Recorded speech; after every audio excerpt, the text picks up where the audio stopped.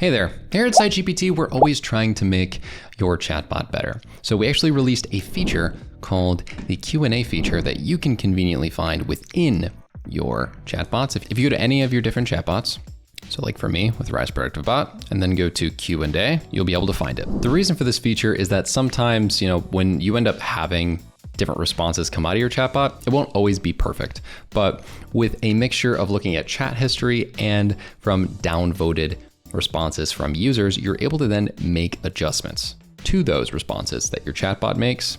Let's see exactly how this works.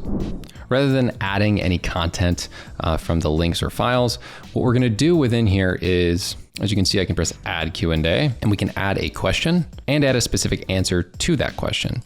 Now, the way to find this the most effectively is actually going into your chat history, and you can filter by some downvoted responses. So anonymous question.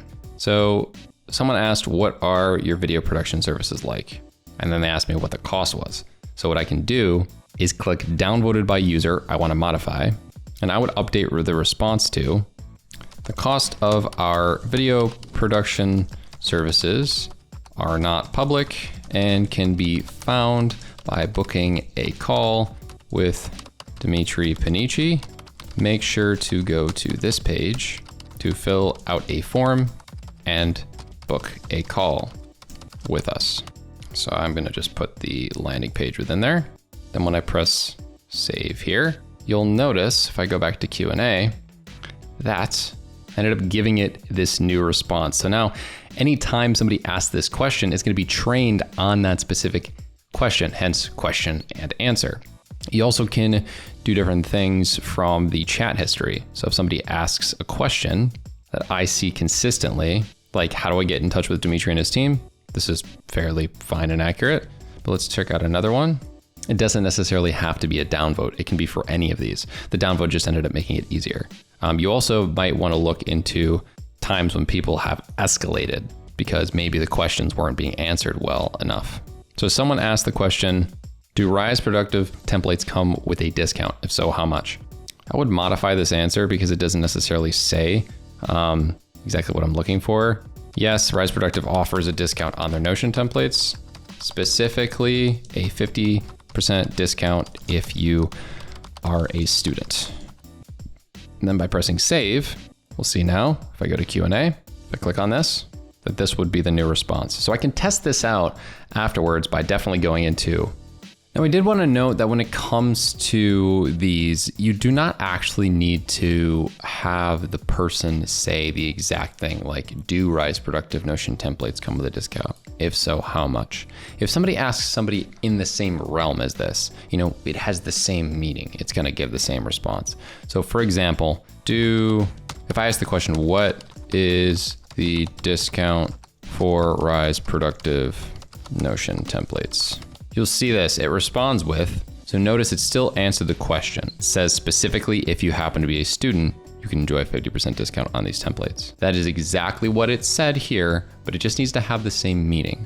Like if I ask the question, can you tell me about your video production services? You'll notice that it says the exact same thing. It says our video production services are designed to captivate your audience and leave a lasting impression. And then it goes through the entirety of the rest of it. So it doesn't need to be the exact same question. If it's a similar question with the same meaning, it's gonna give you that same answer, but contextually to what you asked in a more conversational manner. Take all of the answers that aren't gonna be absolutely perfect, but are frequently asked, and then spit out something in response that makes sense here. For example, if I ask the question, what is the best Notion template you have? I personally would pick the Notion app system. The Notion apps system is our #1 bestseller, which is available at $49. Learn more by checking out this landing page. And then linking it. And then even from there, I add that manually, and you'll notice it won't show anything like these were added from chat history and downvoted. This will just show manually added. So then if I ask this exact question to a chatbot in a new conversation, you'll see that it gives this and also links it within here as well. So I can click on that and then go to it. Now, just a quick note, you can press edit here and change anything you want later. If I click and press edit, it will showcase the new bot response and the previous bot response I had earlier. So old bot response and new bot response are showcased like this. And I can even go to that specific conversation by pressing open conversation, and it'll bring me back to that within my chat history. And if you ever want to get rid of any of these, easy enough, one click, delete, it'll indicate that on the top, and you're all done. If you do feel like you need to have specific answers to questions that you find frequently, please try this feature out. It's a great update. I know that you guys are going to enjoy the way that this works. So please make sure that you check out the Q&A feature today.